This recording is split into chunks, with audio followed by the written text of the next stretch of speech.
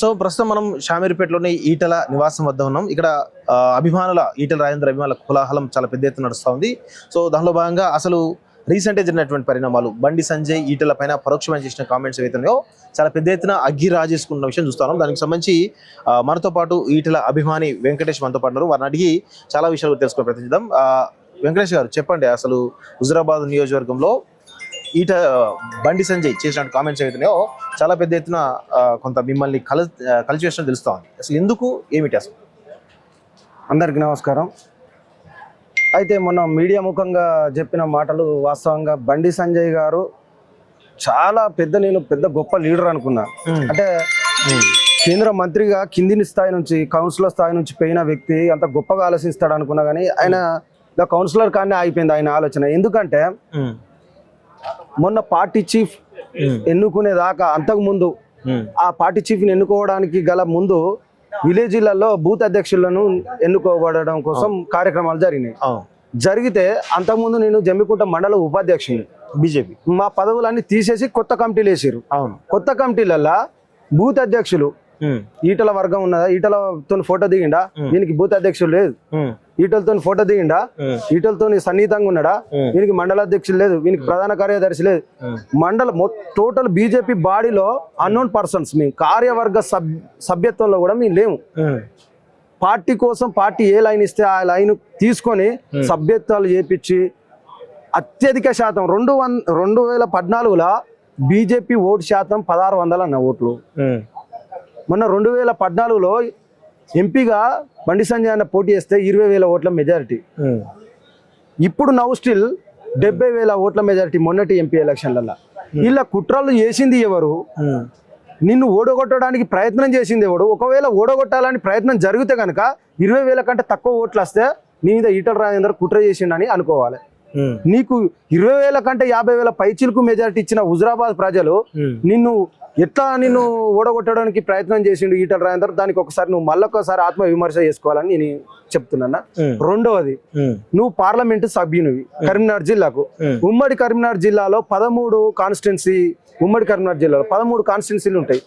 తెలంగాణ ఉద్యమంలో తెలంగాణకే కరీంనగర్ జిల్లా కీలక పాత్ర పోషించింది. అందులో హుజురాబాద్ ఉవ్వెత్తున ఎగిసింది. ఉద్యమం అంటేనే ఉవ్వెత్తున ఎగిసింది. తెలంగాణ ఉద్యమంలో కీలక రోల్ పోషించింది హుజురాబాద్ జిల్లా. హుజురాబాద్ కాన్స్టిట్యున్సీ. హుజురాబాద్ కాన్స్టిట్యున్సీలో 2 సార్లు మంత్రి చేసిండు రాజేందర్ అన్న. ఉమ్మడి కరీంనగర్ జిల్లాకు 2 సార్లు జిల్లా పార్టీ అధ్యక్షుడిగా బీఆర్ఎస్ తరఫున చేసిండు. ఉమ్మడి కరీంనగర్ జిల్లా మీద పట్టున్న నాయకుడు ఈటల రాజేందర్. మరి ఇవాళ వచ్చి నీ కరీంనగర్ జిల్లాలో నీ కాన్స్టిట్యున్సీలో ఏలుపెట్టి గెలకలే కదా. నువ్వే వచ్చి హుజురాబాద్ మీద నీ ఆధిపత్యాన్ని చూపించడం కోసం, నీ అహంకారాన్ని చూపించడం కోసం ఈటల రాజేందర్ మనసులు వాడు ప్రెసిడెంట్ ఇయ్యవు, బూత్ అధ్యక్షుడు ఇయ్యవు, రేపు ఎన్నికల్లో నిలబడితే వానికి బీఫామ్ ఇయ్యవు. ఏంది నీ అహంకారం, ఏంది నీ కథ ఏంది చెప్పండి మీరు. ఇప్పుడు నీకు గంత అహంకారం ఏంది? నిన్ను కష్టపడి కేసుల మీద వేసుకొని పార్టీ కోసం లైన్ దాటి పని చేసి నిన్ను గెలిపించుకుంటే కార్యకర్తలుగా మాకు ఇచ్చే గౌరవం నువ్వు గిదా ఎటు పోతుంది? మొన్నటికి మొన్న అభివృద్ధి పనుల పేర వీళ్ళు వినవంక మండలికి వచ్చిండు. వినవంక మండలికి వస్తే ఎవరికి ఫోన్ చేయాలన్నా ఈటల రాజేందర్ ఏ ఫ్లెక్స్ లా కనిపించాడు. బీజేపీ పార్టీ కాదన్న ఈటల రాజేందర్ ఏ ఫ్లెక్స్ లా కనిపించాడు. ఓకే, కనిపించాడు. నువ్వు ఎవరికి ఫోన్ చేయాలన్నా నువ్వు కార్యకర్తలను కలుపుకొని పని చేసుకోవాలి. నువ్వు అభివృద్ధి కార్యక్రమాలు బీజేపీ ఎంపీవే కదా, మంత్రివే కదా. మేము నిలబడితే ఓట్లు పడ్డాయి నీకు. మాలాంటి వాళ్ళని పిలుచుకోవాలి. మా ఊరి మీకు వెళ్ళిపోతే మాకు ఇన్ఫర్మేషన్ ఉండదు. నువ్వు ఎవడో పార్టీ ఈటల రాజేందర్ గారిని ఓడిపించడం కోసం మొన్నటి గత ఎన్నికలలో చీకటి ఒప్పందాలు కుదిరించుకున్న కౌశిక్ రెడ్డి నీకు ఒకరికొకరు ఇద్దరు కలిసి ఒక దండ వేసుకుంటారు, ఇద్దరు కలిసి శాల్వ కప్పుకుంటారు. ఇద్దరు కాన్వేలు ఇంకా చూడండి, ఇది గమ్మతైన ముచ్చట. ఇద్దరు కాన్వేలో కూర్చుండి అబ్బా సంజయ్ అన్న ఏం పని చేసినావన్న లాస్ట్ 1 hour లా కథ ముగిచ్చిన ఈటల రాజేందర్ అనేది. ఇక నాకు తిరుగులేదు హుజురాబాద్ లో నేనంటే ఏందో చూపిస్తాను అని ఈయనంటే అంటాడు కదా సంజయ్ అన్న. తమ్మి మంచి రోజులు ఉన్నాయి, నీకు ఎదురు లేకుండా చేస్తానా. రేపు రాబోయే రోజులలో 4 నెలల కంటే ఎక్కువ ఉండడు మనం పెట్టే టార్చర్కు. ఈటల రాజేందర్ మనుషులు భూస్థాపితం అయిపోతారు. హుజురాబాద్ లో బీజేపీ పార్టీ అనేది ఉండదు అని చెప్పి నవ్వుకుంటా మాట్లాడుకుంటారు. అలా రాజేందర్ అన్న మనిషి ఉంటారు. రాజేందర్ అన్న ఎత్తుకొని పెంచి లీడర్ని చేసిన వాళ్ళు అలా కూర్చున్నారు. ఇలా నీకు పార్టీల మధ్య వైరుధ్యం ఉండి మాతోని సఖ్యత ఉండకపోవచ్చు కానీ మానవ సంబంధాలు ఉంటాయి కదా. చెప్తే ఎంత బాధ అనిపిస్తే మేము పార్టీ కోసం పనిచేసేటోళ్ళం, మా జీవితాలను పనంగా పెట్టి అక్కడ కార్యకర్త అనేటోడు పనిచేస్తాడు. నిన్ను ఇలా స్థాయిలో గెలిపిస్తే నువ్వు చేసే కథలు గివి. నువ్వు ప్రతిపక్ష నాయకుడు నేను పక్కన పెట్టుకుంటావు, పార్టీ కోసం కష్టపడి పార్టీని గ్రాఫ్ను పెంచిన నాయకుడు. మొన్న నువ్వు పార్టీ చీఫ్ ఇస్తే తెలంగాణలో ఒక ఉద్యమం లాగా నీ పార్టీకి తిరుగు లేకుంటుండు. ఇలా అధికారంలోకి వచ్చు నెక్స్ట్ 2029లో.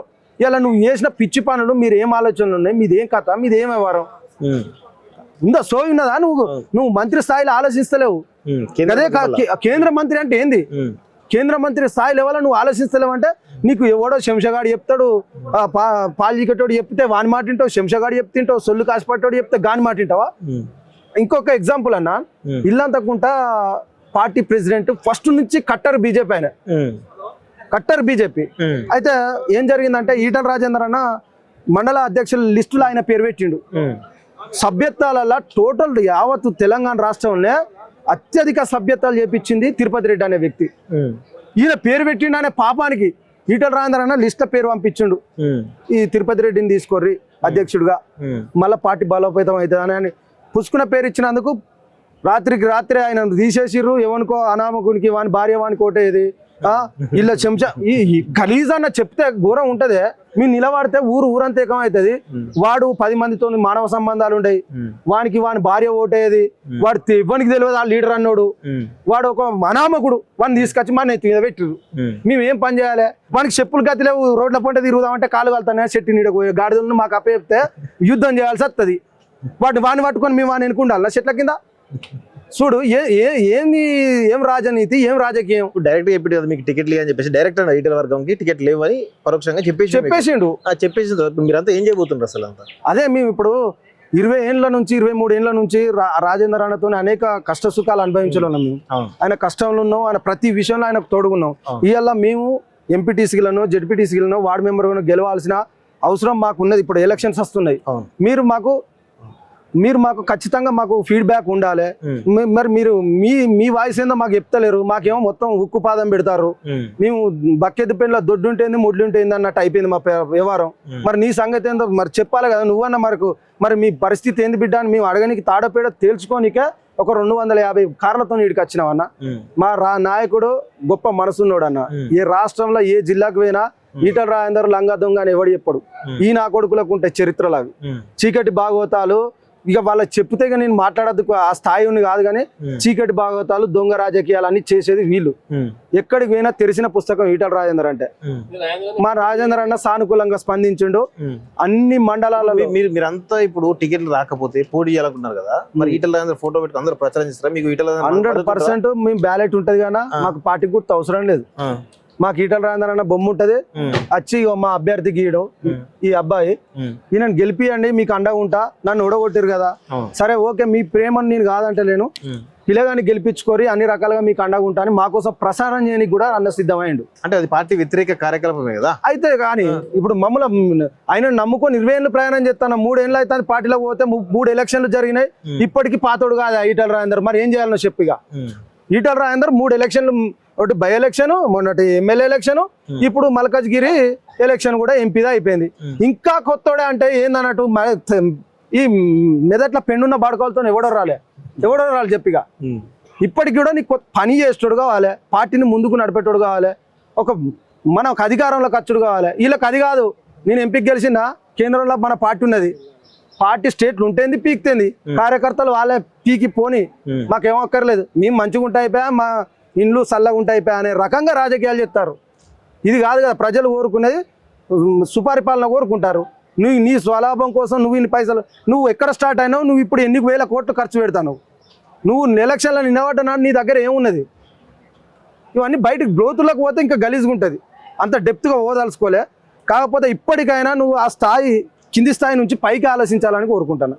Okay thank you.